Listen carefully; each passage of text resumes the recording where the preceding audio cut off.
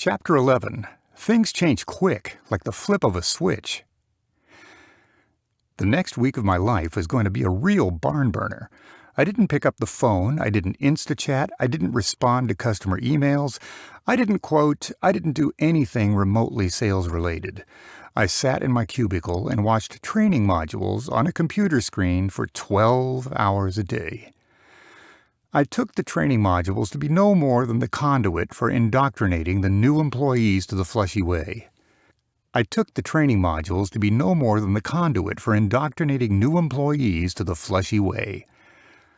noticed after the first couple of days of training that I started using these meaningless business terms. I was telling people about the various use cases for Flushy, the PE ratio, touching the iceberg, EBITDA, and how the insurance industry has a corrupt and conflicted cabal of conspirators running the show behind the scenes. I was finding new ways to move the dial. I was finding new ways to lift and shift. I was occupying my time with how I could move the needle. I was all in. The word around the water cooler was that Flushy was setting up to go public on the NYSE. After a quick internet search, I found out that stood for the New York Stock Exchange. Up to this point, the enterprise was funded on a combination of angel investors and short-term debt obligations. It was all rather complicated stuff. All I knew was that it would take some time to get there. I got my foot in the door. I was on the ground floor, so I needed to keep my head down and grind my way to the top. It was 8:15 in the morning, my second Monday working at HQ, when all of a sudden an instant message popped up on my computer monitor. It read, "What's happening, bud?" What a great way to start my day. It was Dean. He raised his hand above his cubicle and started waving in my direction. I could tell it was Dean, given how hairy his arm was and the platinum-plated wristwatch. The watch was one of those European-style brands, I can't recall the name. It made this clanging sound every time he waved, almost like someone opening an old-school cash register. I never fully understood the male obsession with wearing a fancy wristwatch. I made sure to reply in kind, no reason to start off the morning on the wrong foot. "Not much. What's going on with you?" "Another day, another dollar, my friend. If the sun is shining, people are dying. Time to sell some life insurance, baby." To say you acquire a dark sense of humor working in the life insurance industry would be somewhat of an understatement. It goes with the territory. It is very much an acquired taste. I tried to change the subject the best I could. "This is my last day using the training module." "Good for you. Time to take the proverbial training wheels off and put your big boy pants on. Time to sell some Flushy." "I guess." "You guess?" "I mean, I'll do my best." "Ha, well, just try not to embarrass yourself. Sell more Flushy." "That's the plan," I said to my own chagrin. "I've been meaning to ask you something, Mike. What do you do for fun?" "Besides being part of the revolution?" "Obviously, yeah. Besides that." "Lately I've been really into playing board games with my roommates." "Board games? Like what?" "I'm big into chess right now." "I don't want you to take this the wrong way, but I had you pegged as more of a checkers kind of guy." I didn't reply back. I mean, how could I? Dean was trying to get an early morning rise out of me, and he easily succeeded. He was keen to my delicate sense of self. "I don't play chess myself, but I do know that chess is in fact a lot like selling. Chess is a great way to understand people in general." "What'd you mean?" "Well, if you play chess with someone long enough, you tend to notice something about the person you're playing with. Do they open more offensively? Are they more defensive? How do they handle their queen?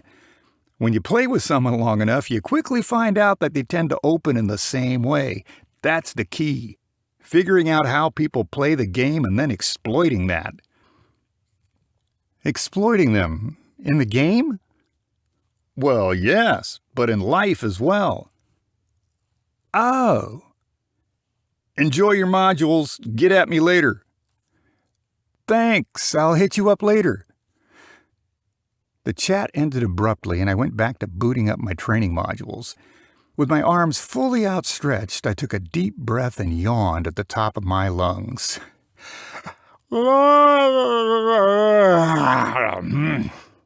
The peanut gallery around me started throwing balled-up papers my way and began a round of golf claps. You could hear the entire sales floor clapping along with a resounding appreciation for my yawning. "Way to go, Mike!" someone yelled under their breath. "You're the man!" another hollered. I put my headphones on and went back to work. The module started with a large banner scrolling across the screen. "Welcome to your final course," which prompted the AI to pop up on the screen and start speaking to me. Initially, it was creepy, but I got used to it. "Way to go, Mike Allen. You're almost done. You're almost aligned. Today you will learn the top secret Flushy proprietary sales method." All right, I finally get to get my feet wet. Time to dip my toe into the pool and get wet. A team of consultants and scientists have studied every level of human interaction to create the most efficient sales process in the world. They did they? I wasn't the best salesman in the world, but selling isn't a one-size-fits-all kind of thing. It's not like you can study people long enough and just create some cookie-cutter sales system. I know what you're thinking, Mike Allen. Come on, you've got it all figured out? For now, don't worry about it. For now, lean into the process. That was a rather eerie response. It's like the AI module was able to pick up on my facial cues or something. Selling isn't as complicated, nuanced, or as sophisticated as most salespeople would like to make you think. Anyone can do it. That is, of course, all it takes is having the right training, the right company, and the right systems in place. Demeaning my entire profession with one fell swoop. Wonder what else was in store for today? Sure, anyone can do it. No problem. How hard can it be?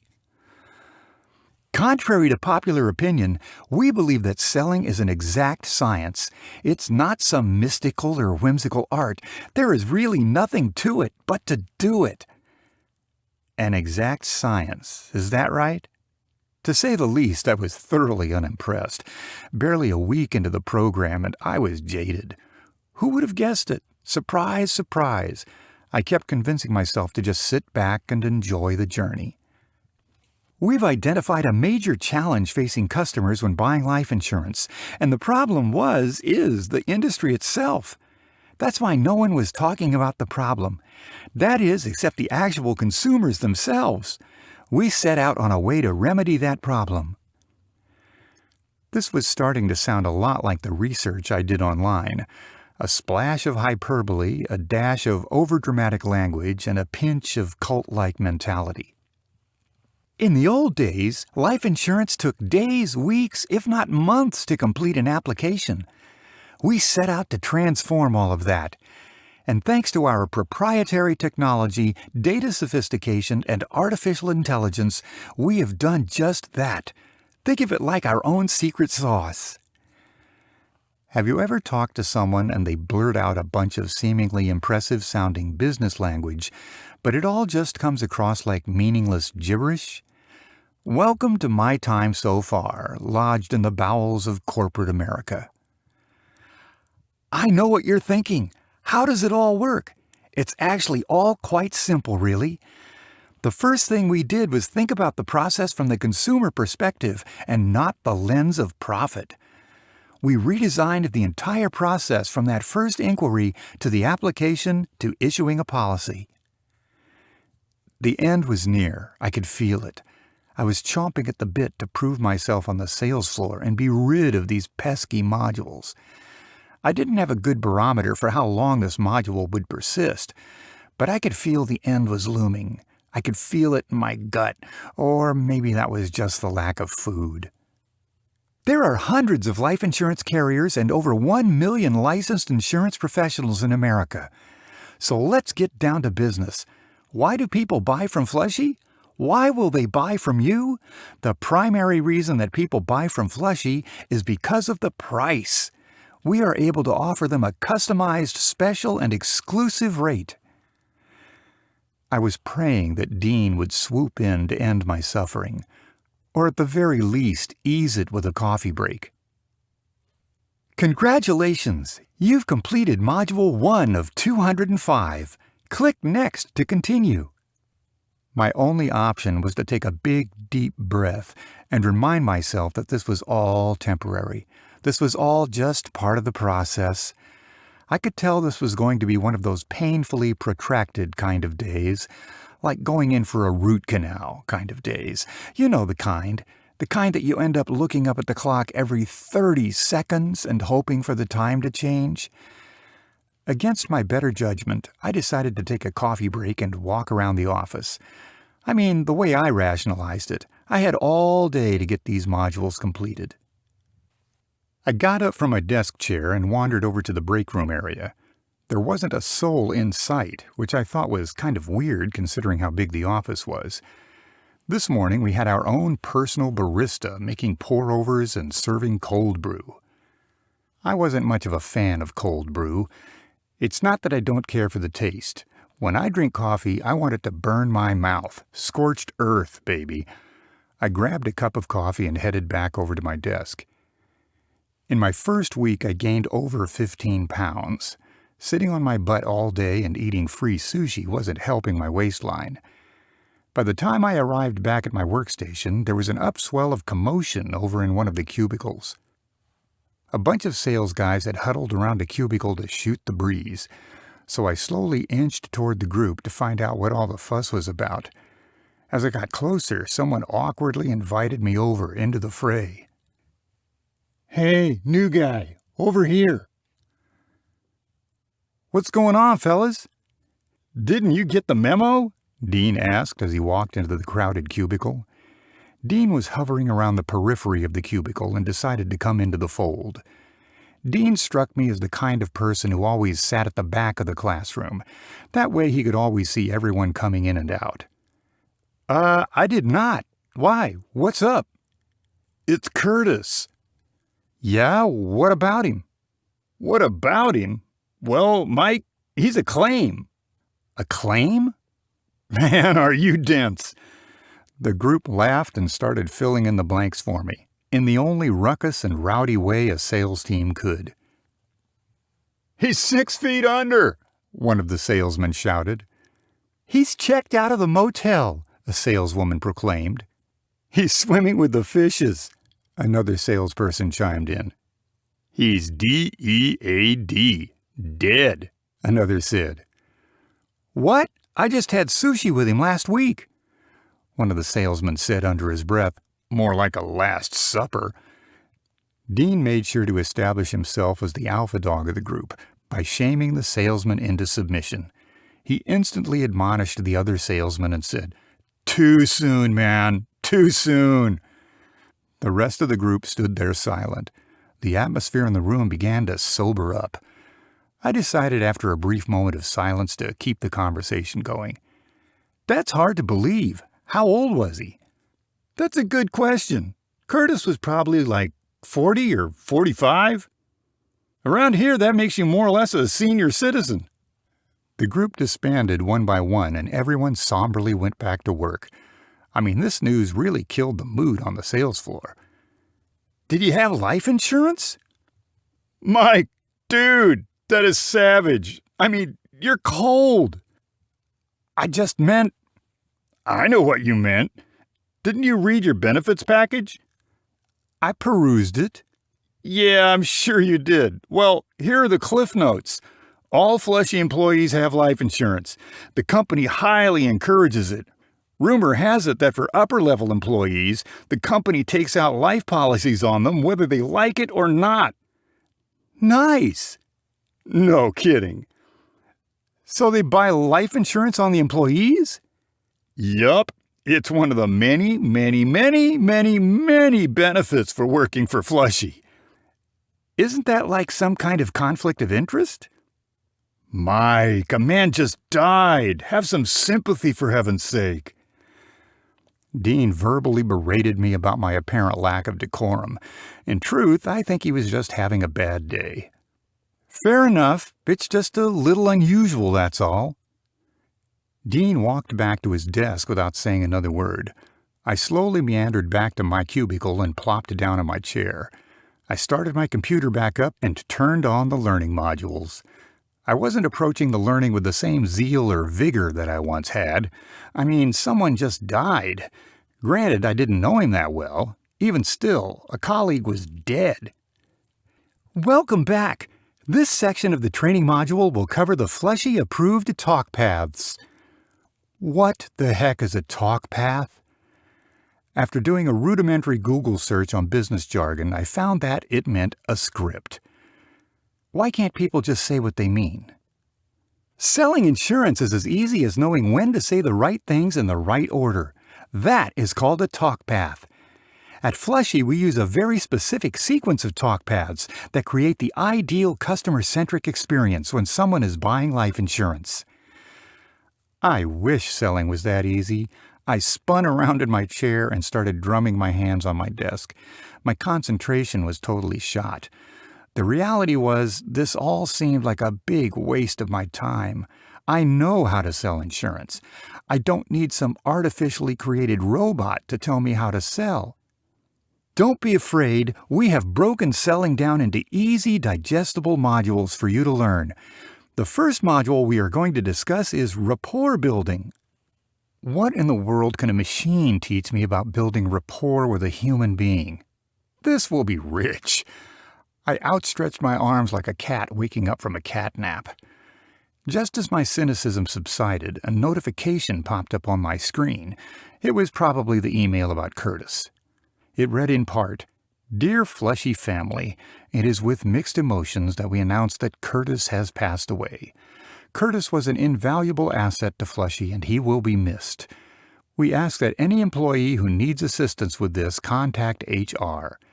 Effective immediately, Bob Lundy has been promoted to fill the vacant sales manager role left vacant by Curtis.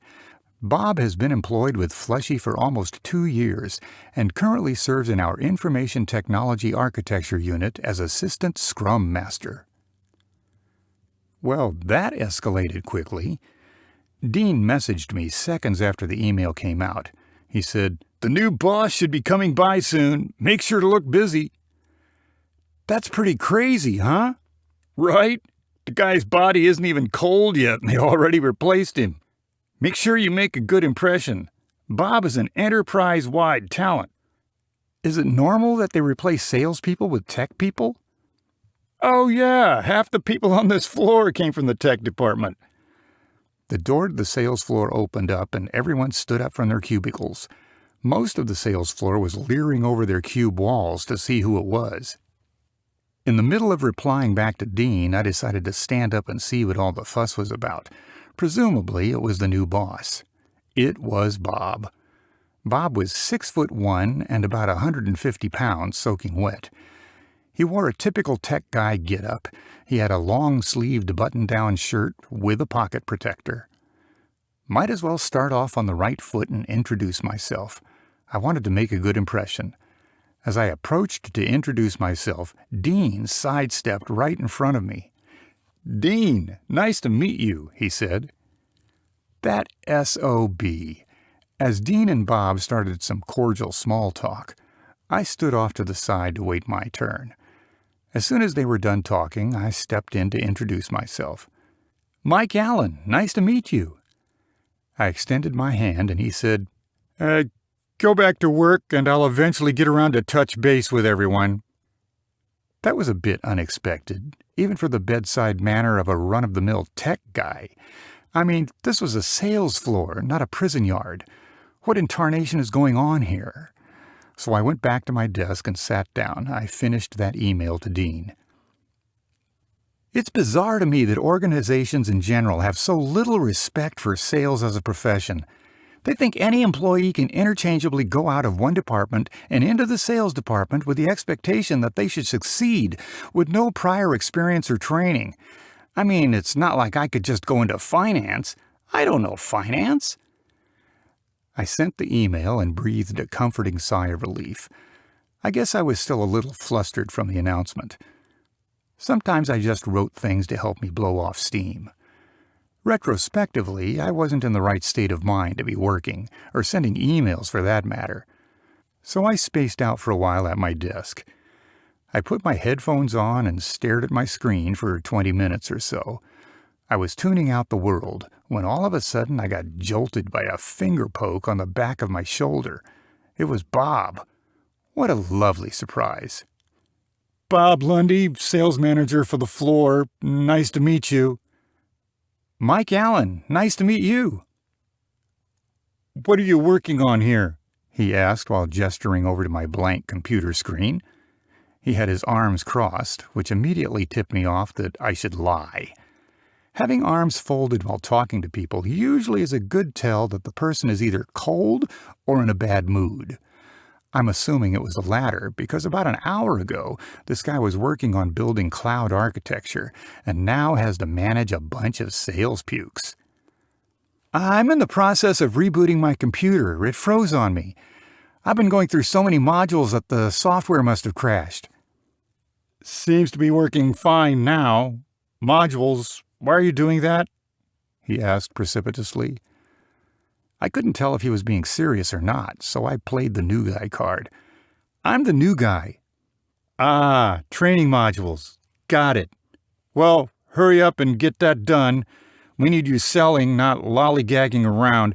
We have aggressive sales goals this year."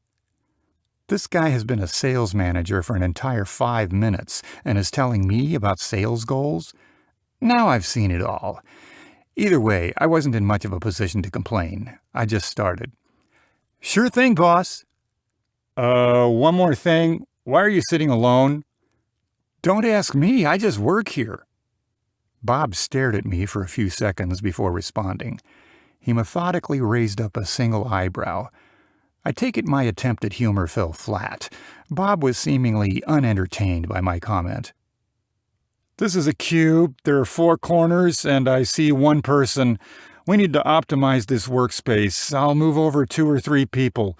It'll help your training process go smoother." I wasn't sure if he was fishing for some kind of response, so I decided to just nod my head like a bobblehead doll. "Are you going to sit there and stare, or do you plan on getting back to work anytime soon?" "Sounds good, boss." Bob shook his head and walked away. He didn't say goodbye. He just shook his head and walked away. IT guys.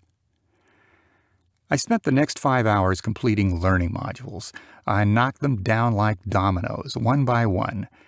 At the same time, one by one, people inconspicuously started slithering off the sales floor. By the time I finished the modules, it was almost 8, maybe 8:30 or so. When I got up to look around, it was a veritable graveyard. The new boss snuck out the back door around 4:30 p.m., so typical management, you know the kind. The last in the office and the first to leave the sales floor. I was completely on my own, in every sense of the word. And for the first time in my life, I appreciated the irony. I had been dealt a tough hand. Here's a riddle for you. What am I? I've had 0 prior sales experience. I've never sold an insurance policy. I've never talked to a customer. I've never been licensed.